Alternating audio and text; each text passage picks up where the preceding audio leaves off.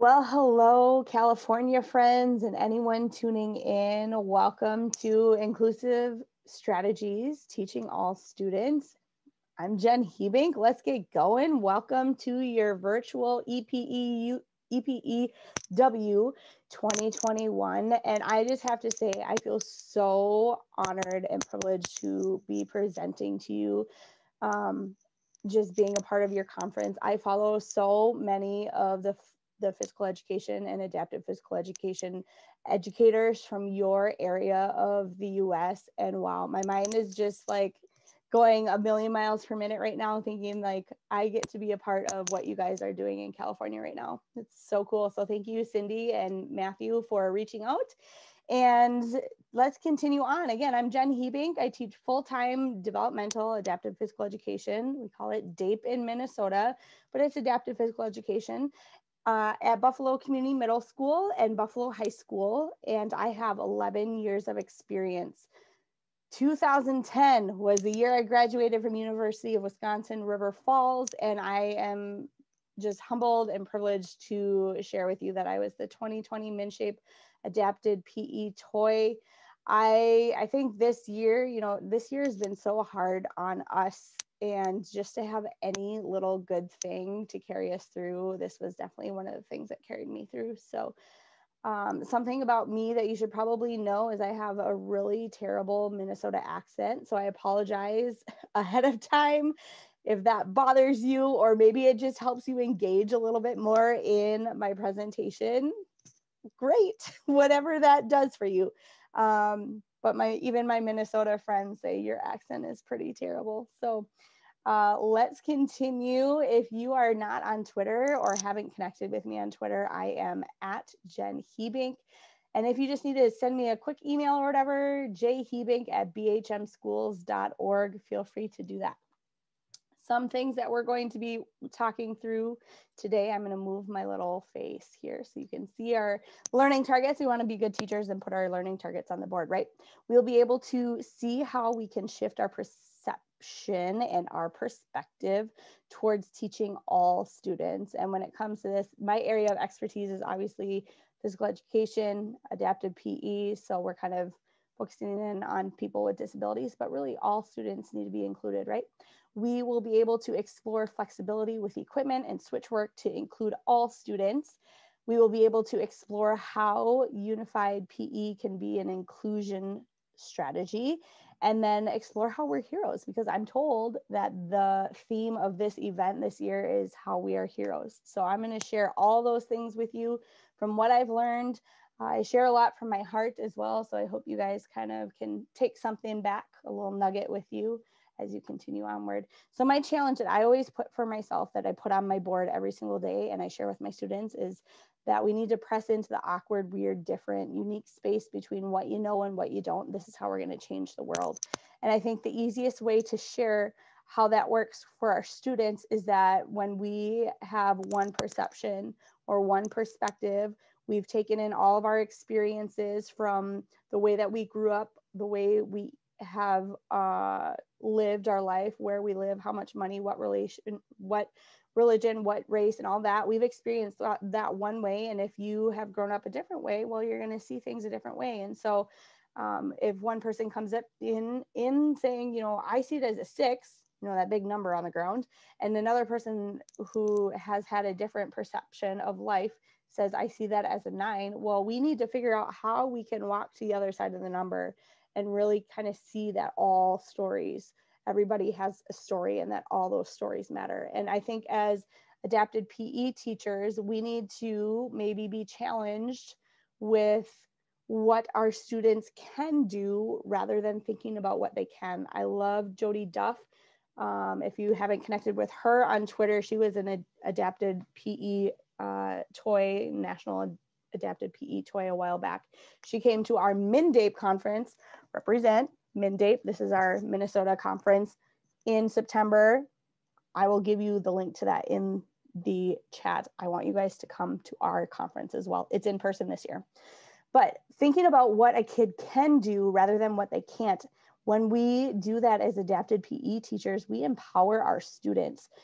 And when we have colleagues that walk into our office and say, you know what, that class I just can't teach, there's a student in a wheelchair, I don't know what to do, they can't do this, that, and the other thing. Well, if we start thinking, well, he's got grip strength, he's got arm strength, he can move his toes, he can wiggle his head, like just thinking about those things that we can do, that's going to change the world for our students with disabilities, because they need to start seeing that they can rather than what they can't. So one thing that I like to describe when we are going through inclusion is Shelley Moore and her research. I don't know if you know her, but you need to follow her as well. But this is actually a kind of evolution of inclusion, she calls it. So, you know, way back in the day, our friends with disabilities were excluded from schools. Then we had segregated schools, and now we have kind of integrated schools where in even classes where we have physical education classes that there's a pod of students with disabilities within that regular class, but they're doing kind of their own thing.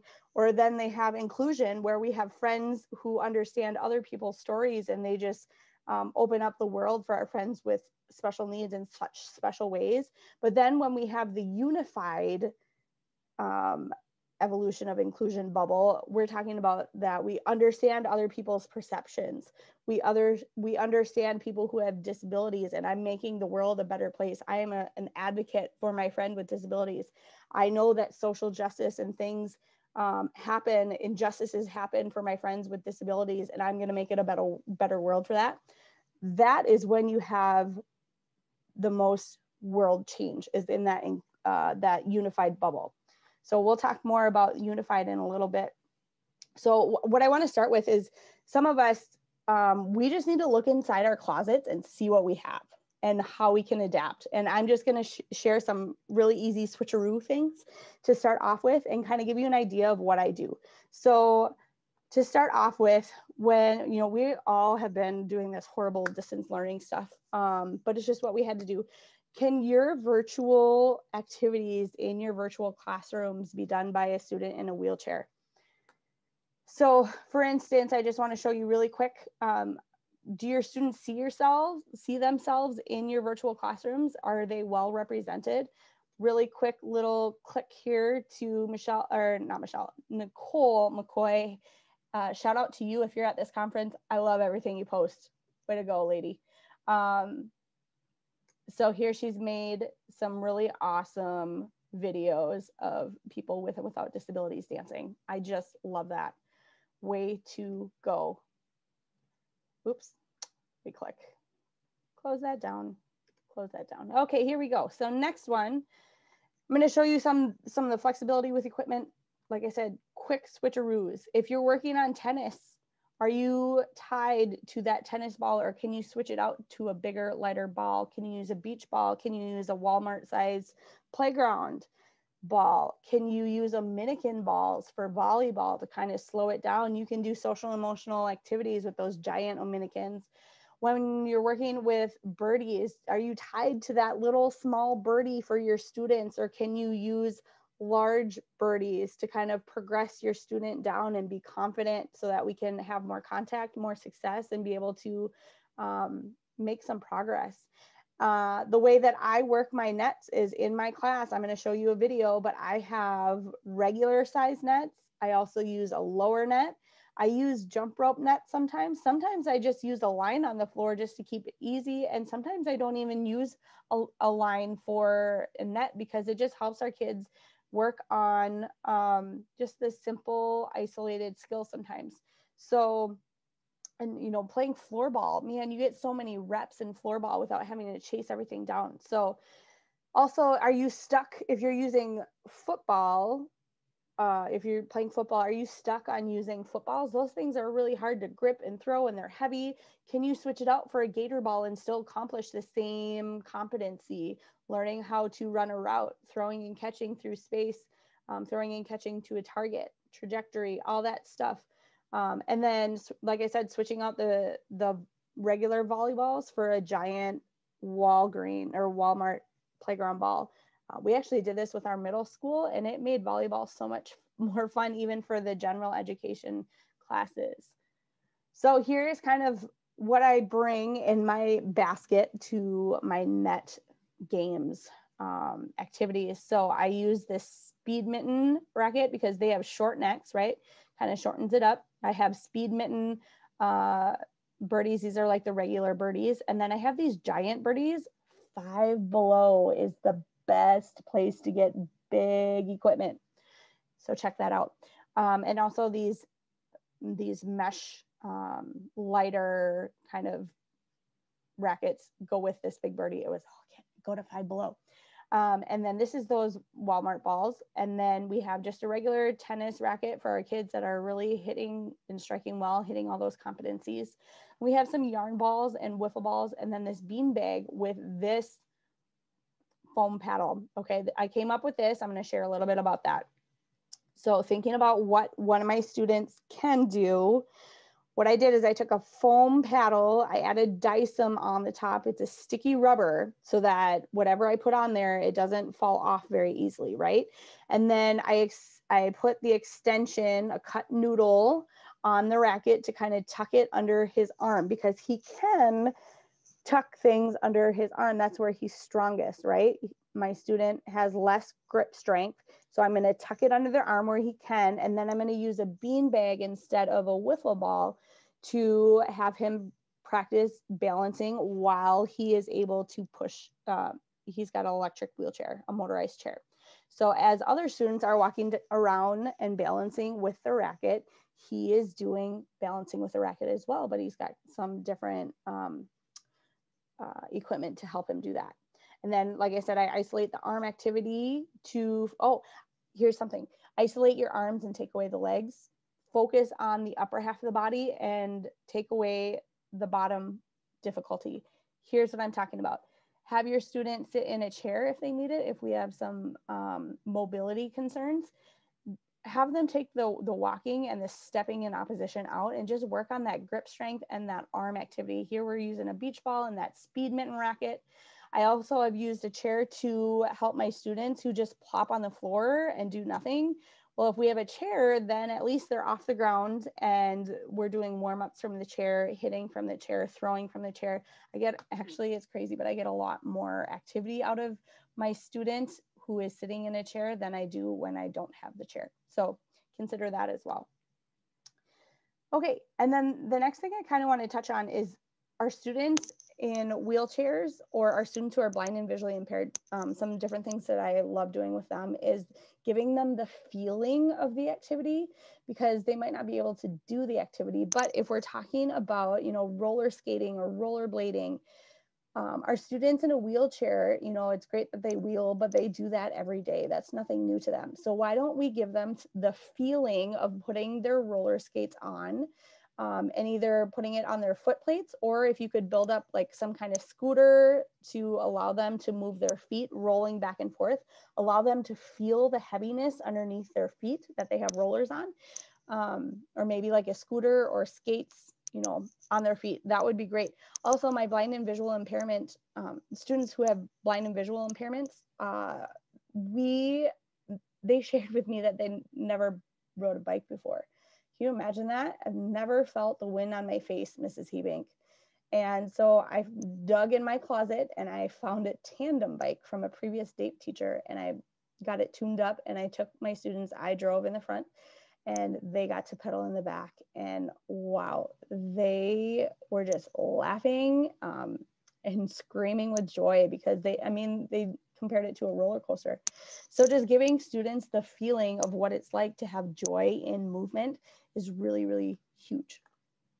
Another thing I love doing is if we have a student in a wheelchair, let's even the playing field and get some wheelie chairs out or extra wheelchairs. Let's play wheelchair basketball.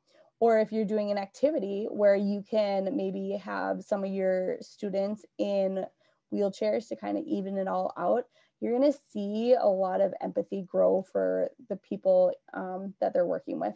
And some of the things that I say is now, they say, Miss Heebink, my arms are tired. I'm like, well, isn't it crazy that your friend in a wheelchair has to do that all day long? So some of those questions I kind of ask.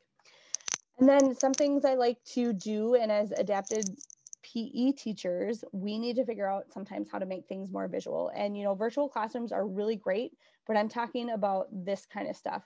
Okay, so starting down here, just a simple stick figure pointing to what you are asking. Proud when you do what I'm supposed to do, what you're supposed to do, standing, walking, being proud. When you take your shoes off, I'm sad. We are in PE class. All right. And then over here, I have a student who just needs that kind of board maker schedule. So just checking off as he's going through his schedule. And then I have a student who, in order to teach a new skill, we need to end each little step of the skill with a reward. Otherwise, he won't catch on. So we have stand on ball, kick ball, and skittle. Once he gets the hang of it, we've been able to go from a one-on-one setting with just a teacher to being able to put him in our unified PE class, which is awesome. He's been able to do things with his peers. So using edibles sometimes isn't, initially the greatest, because you're like, I don't want to use food. But in order to have that feedback and reward system for a kid, we got to figure out what works in the brains of our students with autism. And this is what works for him. Okay. And then we just have some expectations over here that a student can mark off. And then we have a visual workout that she can choose from my list. Her goal is to pick exercises from my list, make her workout, and then execute her workout. So just be aware that some of our students, man, when we're saying visual or verbal directions, we're not catching it. And so we need different ways to say things. And honestly, visuals are good for all kids. So the more you can make GIFs and pictures and all sorts of that stuff, it's going to help a lot. Let's talk about SWITCHWORK. So when we're talking switches, I like to use a leaf blower with my switch. And I like to kind of tape it or bungee cord it up the ramp. And you're going to see it in a minute. But this is my leaf blower. This is Jody Duff's leaf blower as well. She's kind of my inspiration behind this. She opened up my world to so much. My kids are just doing so much better with the switch. This is my AbleNet switch. So you can go to ablenet.com and look for this PowerLink 4. I have a video of how to set this up as well. There are a lot of switches that kids can learn, and really it's all about what the student can do with their body. So let's talk about this for a minute. So this is during the pandemic. It's in my garage, yes. But power switch on, plugged into the wall, you're going to see it light up. You can choose your mode. You can do a timed second one. So they're going to hit a switch, turn the leaf blower on, and it's going to go for like 5 seconds or whatever you set it to. Or you can just put it on direct. That's what I use. And then as long as they're pushing that switch, that's how long the leaf blower will go. And then you have 2 input. So if you want to do a leaf blower and a fan, that's awesome. I'll show you some ideas that I use with the switch too. This is and if there's noise, I apologize. Oh, good, I turned it off. Okay, this is my jelly bean switch. So it's little, so for a student to just tap. It has a switch on and off, uses batteries, and it's Bluetooth wireless. So if you have a wanderer through the other side of the gym and you're like, hey, it's your turn, hit your switch, boom, done. Okay. So the biggest thing is just to figure out what your student can do. Do they have the wrist strength to tap a switch this way? Can they use their forearm to hit a big red switch that are like this big? Do they have head and motion control that they can hit a switch with their head? You kind of have to work with case managers, and maybe if you have assistive technology people, they can help you with that too. Go as a team, go in as a team, work together and figure out what that student can do. Can they hit it with their toe? That's another way you could do it too. So here are some examples with switches.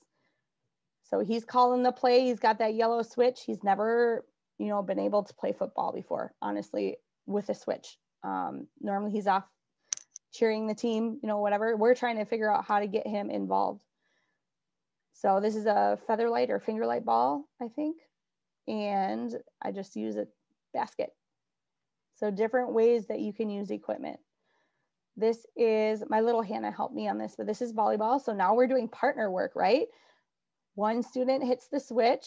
You can put it on a timer if you need to. The other student is striking. So maybe instead of a station of tossing, or instead of serving to a partner, maybe you're setting that station up in a corner and allowing students to work together and kind of have a common thing to talk about. This is also volleyball. I love this video. It's so cute. Watch this. Up and boop. So this one is kind of like pitching, So you're serving to your friend and they are passing back to you. And that is, again, the feather light or finger light ball. Here is softball and t-ball. And this is just one of those custodian fans when it gets wet in the school and they need to dry the floor. I kind of snagged it. No one else has asked me about it. But anyway, so this is kind of like setting it up with the tee, right? The friend hits the switch, boom. This could also be a station in your gym for like home run derby. Okay, here's another one. So now we're pitching to our friends, right? First time my student pitched to me, I almost cried because, man, we're getting him into activities that he's never been able to do before.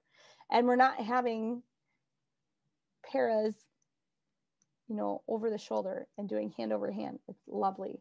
Okay, this one, I have all sorts of targets here, all those hoops, and you can hang hoops from the basketball hoop and kind of aim for every single one.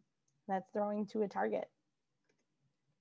So life for me before the switch, when I was a rookie teacher, I struggled hard with how to get my students with severe and multiple impairments, you know, just the ones that needed the most help, hand over hand, para support, all that stuff.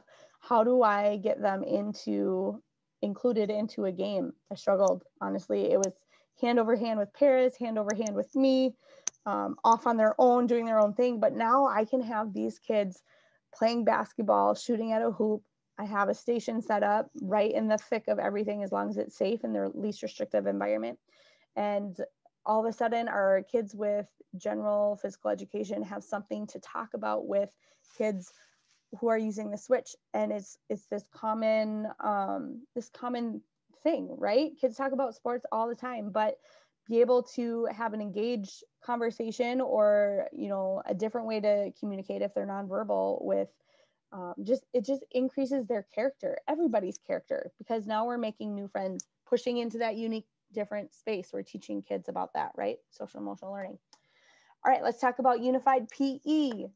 What is it? So first of all, Special Olympics started, you know, with Eunice Kennedy Shriver, and the last 50 years have just been with Special Olympics creating opportunities for our friends with intellectual disabilities to participate in sport and be a part of something bigger than themselves.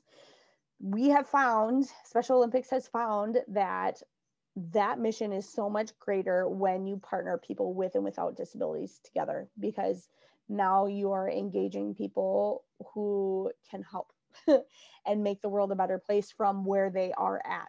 So what Unified PE is it's students with and without disabilities together in physical education class. All students are learning and all students are addressing the standards, and it's an inclusive class culture with an inclusive culture change at school. It's been super powerful. So when you have a unified physical education class, you can sign up with Special Olympics. Special Olympics has a ton of resources, and maybe I can find that link and throw it in the chat for you. But you could have this special honor with Special Olympics. If you have some kind of unified PE or sports at your school, you have a unified student leadership, which is students with and without disabilities having leadership opportunities, creating events, whole schooling, and then we have unified whole school engagement. And thinking about this unified student leadership, where else in the whole school will you have students in leadership roles? It's not in student council, it's not in NHS, it's, you know, so just thinking about those things. And when you have these three things and you have the honor with Special Olympics, it's easier to engage your school community and change lives for inclusion.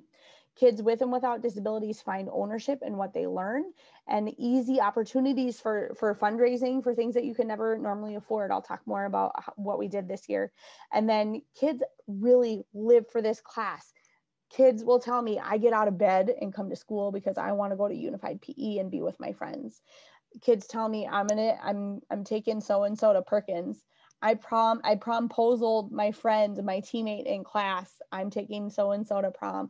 It's been mind-blowing and really awesome. And now, at least at our school, we have like at least 3 unified classes that started with Unified PE. So in our 3 years at BHS, we also have it at BCMS. We have learned how to shut down the R word and have a response for that. Kids have been finding their voice and been an advocate for their friends with disabilities. And then they increase their relationships, and they have a high level of empathy and compassion for people who are different or just their friends. It creates a culture wave of change. And I'm going to talk about that whole school engagement in a minute. And then kids come out of class wanting to be inclusive business owners, lawyers for people with disabilities, doctors, and feel equipped to press into relationships with people who are different. And when you do that, that's how you change the world. You know, when we start being able to understand people who are different and have empathy for people with disabilities, people who don't have very good healthcare, who might not get jobs, who struggle with housing, if we get people who come out of this inclusive environment who understand those things, they can be the policy changers. You know, this is our best chance, right? So we also do some leadership lessons. We teach kids about having an intellectual disability and inclusive leadership and ability awareness. We also reflect together on what we're learning. And as a teacher, I love correcting their finals because I love getting inside their heads and just seeing how much they've grown. We do weekly reflections, all of us together. So we do have a unified PE resource manual. We also have unified wellness. And so I will throw that in the chat when I get a chance. Here is some video from class. Right, so we got the switch in the corner. We're playing Team Foursquare, right? It actually gets pretty competitive. And this class specifically was super competitive, even with our friends with disabilities in it, right? And this is, we are serving. So we are using all of our different equipment, aiming for different targets. You can see that I have all sorts of nets. So I'm just not stuck on one piece of equipment. I think that's what makes me. I use all things. So this game, they could serve into a bucket or a hoop or a target, and then they get that target as their point. So there's that high net. Everybody's using what they need to use to be successful. All right, next one, maybe. Here we go. So what we do is we do skill practice, and we build into a 4-on-4 with a partner and a teammate, and then we play teams 4-on-4, right? And we increase the inclusivity and how to be awesome human beings. And then out of this, my first year, we randomly signed up for a basketball tournament because this is unified sports. We had no idea what we were getting ourselves into, but we had teammates and partners come together, and we went to a basketball tournament, and the kids walked in and we're like, wow, what is this? And then by the end of the tournament, they're like, Mrs. Heebink, this needs to come to Buffalo. So they advocated so hard to their administration, and I talked to administration, and parents talked to administration, and we brought kids together for our own unified basketball tournament. They did a news story on it. And it was so crazy. Our school community walked in being like, what is this? And then walked out being like, inclusion, everybody can play sports, and just having some really exciting conversations. And then lastly, talking about that whole school engagement where you sign up with Special Olympics, they'll give you a kit with the spread the word to end the word, the R word, and words matter. And then people first, learning how to put people before their disability to give them their dignity, and then doing a polar plunge. We did the polar plunge this year. We signed up, and Special Olympics worked with us and brought out our polar plunge trailer, and I'm going to show you a video of that in a minute. But during that week, we had a Words Matter campaign where we end the use of the R word, and we did games and lesson in advisory, and then we had the trailer. So kids raised money, and 35% of that money came back to us this year because we're a champion unified school. But also you're helping Special Olympics, you know, with health checks when they go to their competitions. They get free, you know, hearing checks, vision checks, orthopedic checks, stuff like that. So we're all going to good causes. But check this out. This is me and my teammate. And I jumped, and she booty scooted. And you know what? We all did our thing. So then we got to hang that banner. It was so awesome to have that. And all the while we're having lunch conversations and engaging in conversations that really matter about inclusion. So how we are heroes. Well, I've been thinking about this. And the thing is, when I first started teaching, I thought I was going to change the world. I thought I was a hero. I was gonna go change the world, save students. And I just felt like I had this huge chip on my shoulder. And then I burnt out when I started having kids, because I was trying to take care of myself, my family. And even, you know, I've learned that I have to pour into myself so that when hard things come, I can be a teacher and do all this. In the midst of this pandemic this year, distance learning and in-person teaching, we had a shooting down the street 2 blocks away. It was so close that when I was going to pick up my student for a one-on-one session, I saw our school resource officer book out the door, and it turns out that he was first on scene. And this is the Allina Clinic.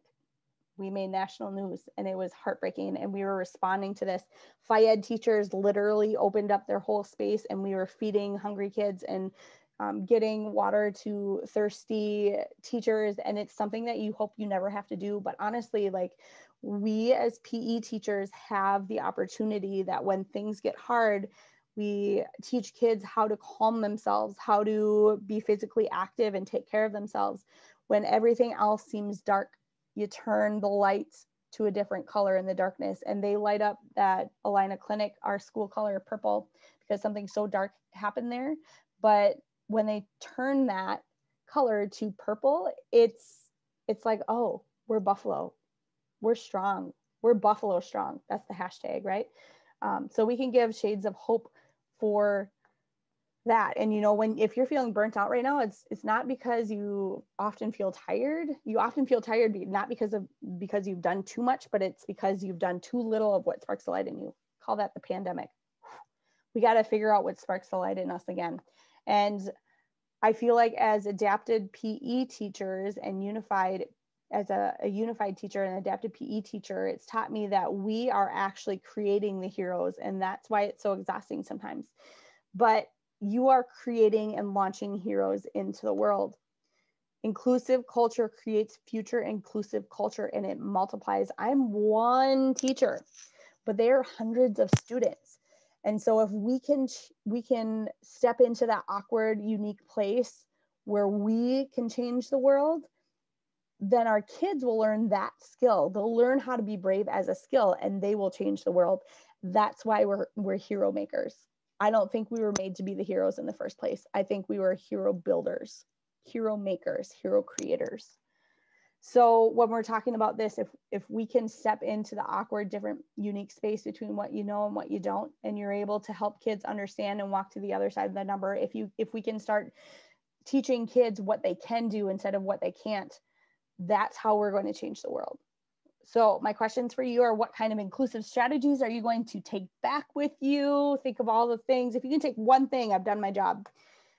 And you have a giant power and an awesome opportunity to make a kid who has felt so excluded be part of a team, which could change your life. Be a hero builder. What does teaching all kids look like in your class? Check in on your equipment, SWITCHWORK, starting a unified PE class. Reach out if you need help starting a class. I will help you. Thank you so much, everybody. Thanks for coming to my session. Oh, it's been good. I hope you all have an awesome, awesome conference. Thank you for attending the 48th Annual Elementary Physical Education Workshop. We're glad you were here. Please follow us on our social media platforms. EPEW can be found on Twitter, Facebook, Instagram, and YouTube. Please check out our website for links to more great sessions. Just go to epew-cp.weebly.com and click on the virtual EPEW 2021 tab at the top and scroll down. EPEW 2021 Educators Assemble would not be possible without the support and dedication from the amazing EPEW committee. The committee has been hard at work for months preparing for this workshop.